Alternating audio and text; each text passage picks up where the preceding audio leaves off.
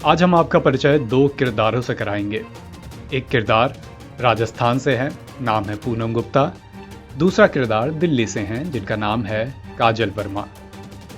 पूनम और काजल दोनों की कहानियां इस मामले में अनूठी हैं क्योंकि उन्होंने ताकत, इस शब्द से जुड़े जो तमाम स्टीरियोटाइप्स हैं, इस शब्द से जुड़ा जो एक पुरुषत्व का भाव है, पुरुषार्थ का भाव है, उसको तोड़ कर रख दिया है।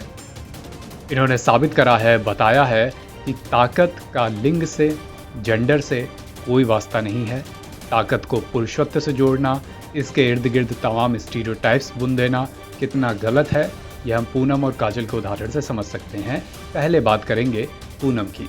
17 अक्टूबर की बात है। राजस्थान के श्रीगंगानगर की दावड़ा कॉलोनी का रहने वाला 29 वर्षीय लवीश उर्फ ईशु अरोड़ा शाम को नकाब पहनकर हाथ में चाकू लेकर बैंक लूट के इरादे से बैंक में दाखिल होता है। श्रीगंगानगर का यह बैंक था राजस्थान मरुधरा ग्रामीण बैंक। बैंक की मैनेजर पूनम गुप्ता जब हाथ में चाकू लिए एक नकाबपोश बैंक लूटने के लिए अंदर दाखिल होता है तो पूनम अकेले दम पर, हाथ में उनके जो कुछ भी आया, उस समय प्लास उनके हाथ में आया तो प्लास लेकर लुटेरे से भिड़ जाती हैं। जब पूनम भिड़ती हैं तो लुटेरा एक सेकंड को सक पकाता है क्योंकि उसे किसी गतिरोध की उम्मीद नहीं थी बैंक के अंदर। पूनम भिड़ती हैं तो स्टाफ में भी जोश आता है। वो कहता है कि जब हमारी मैनेजर भिड़ रही तो हम क्यों पीछे रहें। पूरा स्टाफ मिलकर, जिसमें अगुवाई कर रही थी पूनम, लुटेरे के सामने, लुटेरे के हाथ में चाकू और पूनम हाथ में प्लास लेकर लुटेरे से भिड़ जाती हैं। पूरा स्टाफ साथ आता है और लुटेरा वहाँ से भाग खड़ा होता है। वो भागने को ही होता है, तभी तक बैंक स्टाफ से दबोच भी लेता है बैंक के बाहर और पुलिस के हवाले कर दिया जाता है।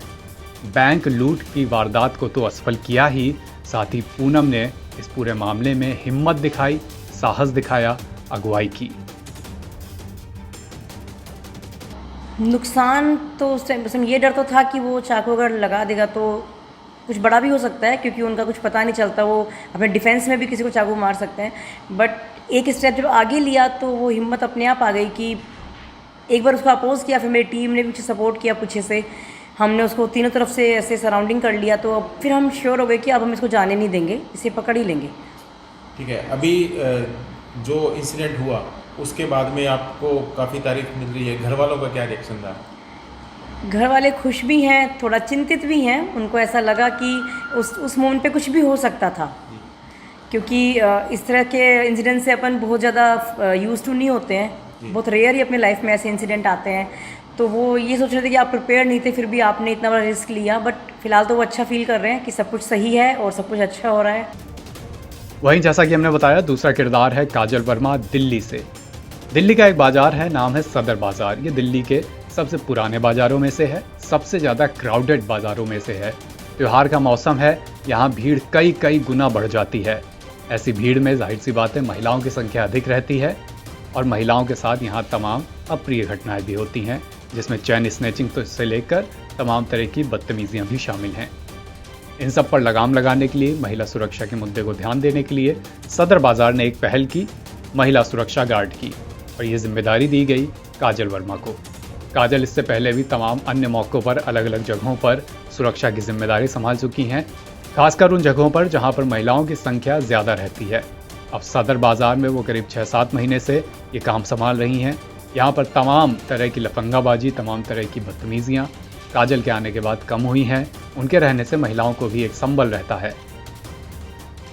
काजल वर्मा, आप इस तरीके की बाजार में क्या पहली बार आई हैं ऐसी ड्यूटी करने के लिए? बाजार में तो नहीं, आज से पहले मैंने करोलबाग पेड़पुरी की ज़मीन पर काम करा हुआ है और उसके अनादर संतोषी माता मंदिर में कर रखा है अभी नवरात्रों में जस्ट भीड़ के लिए। और अभी जो मेरे को यहाँ पर 7वां दिन है, बहुत ज़्यादा मतलब कि जो देखा जा रहा है कि बहुत ज़्यादा भीड़ है। औरतों को जो जिन चीज़ों से निकलना पड़ रहा था वो चीज़ें नहीं हो पा रही, थोड़ी कम कर। तो यहाँ पे जैसे महिलाओं की काफ़ी संख्या आती है, किस तरीके की घटनाएं होती हैं, कैसे यहाँ पे जगह को खाली कराती हैं? आपके हाथ में मैं देख रहा हूँ लाठी भी आपने ले रखी है, कैसे टैकल करती हैं चीज़ें, क्या कुछ ऐसी घटनाएं बीच में निकली हैं जो आपने सॉर्ट आउट की हो?